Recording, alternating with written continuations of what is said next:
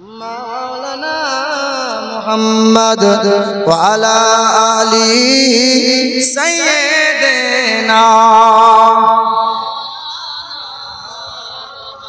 নামে মুহাম্মদ লেখা আছে, নামে মুহাম্মদ লেখা আছে কোরআনে বেদ পুরাণে, কোরআনে বেদ পুরাণে।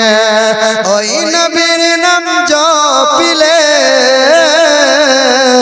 ওই নবীর নাম জপিলে দোজখী সে হবে না।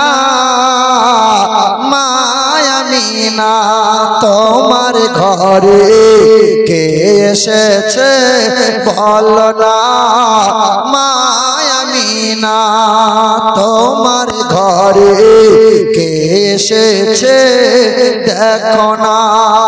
দুনিয়াতে সুখী রবে, আখিরাতে জান্নাত পাবে, আখিরাতে জান্নাত পাবে।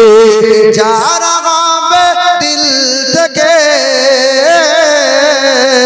যারা হবে দিল থেকে নবী পাকের দিওয়ানা।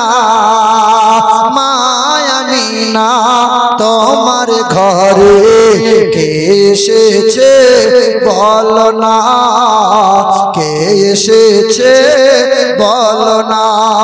আল্লাহুম্মা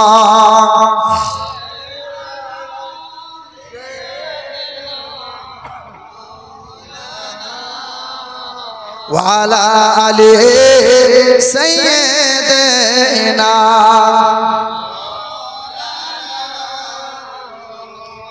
সাল্লাল্লাহু তাআলা আলাইহি ওয়াসাল্লাম সব থেকে বেশি আপনার জন্য কাঁদছেন, কেঁদে যাচ্ছেন, আগামীতেও কাঁদবেন। তিনি আমার দয়ার মায়ার রাসূল সাল্লাল্লাহু আলাইহি ওয়াসাল্লাম। যখন নবীজির বয়স 8 দিন ছিল, মা হালিমা নবীকে কোলে করে নিয়ে তায়েফ শহরে নিয়ে গিয়েছিলেন। আর দয়ার রাসূল যখন কোরআন পেয়েছিলেন, এই কোরআন নিয়ে তায়েফের ময়দানে ঈমানের দাওয়াত দিতে গিয়েছিলেন। দয়া রাসূল যখন বলেছিলেন তায়েফবাসীকে যে লা ইলাহা ইল্লাল্লাহ আনা রাসূলুল্লাহ, তোমরা এক আল্লাহকে মেনে নাও, আমি নবীকে তোমরা স্বীকার করে নাও। তায়েফের নিষ্ঠুর মানুষরা জবাবে বলেছিল, মুহাম্মদ তুমি মরার জায়গা পেলে না মুহাম্মদ, এখানে যদি মরে যাও কবর দেওয়ার কাউকে পাবে না মুহাম্মদ সাল্লাল্লাহু। বেঈমানদের কথা এমনই ছিল। যখন আমার রাসূল কেমন ঠাট্টা বিদ্রুপ করে দিল, আমার নবীর কদম থমকে গেল, তখন তায়েফের নিষ্ঠুর মানুষরা বেঈমানরা বলেছিল, রাস্তা দিয়ে নির্বংশ পাগল মুহাম্মদ যাচ্ছে, এই মুহাম্মদকে এমন করে মারবি যেন সুস্থ হালতে বাড়ি ফিরে যেতে না পারে। আমার দয়ার রাসূলের কি অপরাধ ছিল, আমার মায়ের নবীর অপরাধটা কি ছিল? সেদিন বেঈমানরা মোটা মোটা পাথর নিয়েছিল, আর হুল হুল পাথর নিয়ে যার শরীরে যেমন ক্ষমতা ছিল আল্লাহ নবীকে আঘাত করতেছিল। নবীর শরীরে সাদা রঙের পোশাক ছিল, মোটা পোশাকটা ছিঁড়ে চামড়া ফেটে মাংসের মধ্যে পাথরগুলো গেঁথে গেঁথে গিয়েছিল। আল্লাহ রাসূলের সারা শরীর রক্ত রঞ্জিত হয়ে গেল। নবী যখন অসুস্থ দুর্বল হয়ে বললেন, বেঈমানরা গোল করে ঘিরে আমার নবীকে পাথরে 3 বার ঘা মেরেছিল। পাথরের আঘাতে মাথাটা ফেটে গেল, নবীর মাথা ফাটা রক্ত জমিন দিয়ে গড়িয়ে গেল, আর পায়ের খড়মটা চামড়ার সাথে জমাট বেঁধে গেল। নবী আমার বেহুশ হয়ে জমিনে পড়ে গেল। সেদিন শয়তান বেঈমানরা আমার নবীকে পায়ে করে লাথি মেরেছিল আর বলেছিল, মুহাম্মদ আর বেঁচে নাই, এবার মুহাম্মদ মরে গেছে। নাউজুবিল্লাহ। মুসলমান সোনার টুকরো বন্ধুরা আমার, সেই দিন সেদিন বেঈমানরা হাসতে হাসতে চলে গেল। আসমান থেকে জিবরাইল ফেরেশতা ছুটে এসে আমার নবীকে আলতো করে কোলে তুলে নিল, আর রাসূলকে কোলে তুলে নিয়ে উহুদের পাহাড়ের চূড়ায় নিয়ে গেল। উহুদের পাহাড়ের চূড়ায় নিয়ে গিয়ে বলে, উহুদ পাহাড়, যে নবীকে সৃষ্টি না করলে আল্লাহ আসমান বানাইতো না, জমিন বানাইতো না, তোর মতো পাহাড়কে তো আল্লাহ বানাইতো না।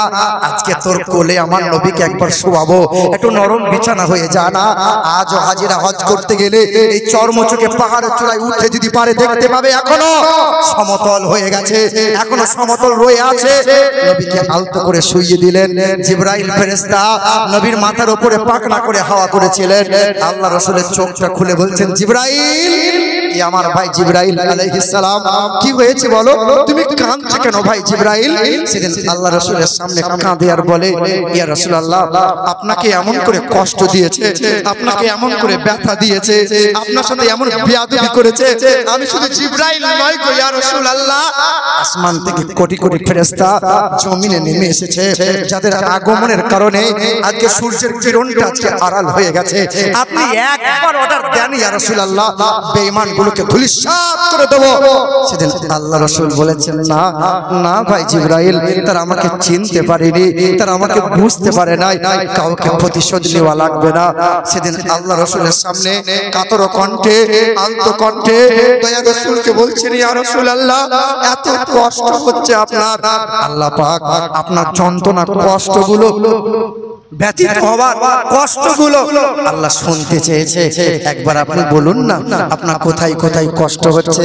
সেদিন আল্লাহ রাসূল জিবরাইলের মুখটা টিপে ধরে বলেছেন, না ভাই জিবরাইল, আমার কষ্টের কথা আমার মালিককে বলা লাগবে না, আমার মালিককে বলা লাগবে না, তুমি আমার মালিককে একটা কথা বলবে। বলো না জিবরাইল, কি কথা? বলে আমার মালিককে বলো, আমার মালিক যেন এই নাদান, এই গুনাহগার, এই উম্মতি গুলোকে পার করে দেয়, আমার এই নাদান, আমার এই গুনাহগার উম্মতি গুলোকে যেন maaf করে দেয়। সেদিন জিবরাইল ফেরেশতা কাঁদে আর বলে, ইয়া রাসূলুল্লাহ, ইয়া হাবিবাল্লাহ, ইয়া রাসূলুল্লাহ,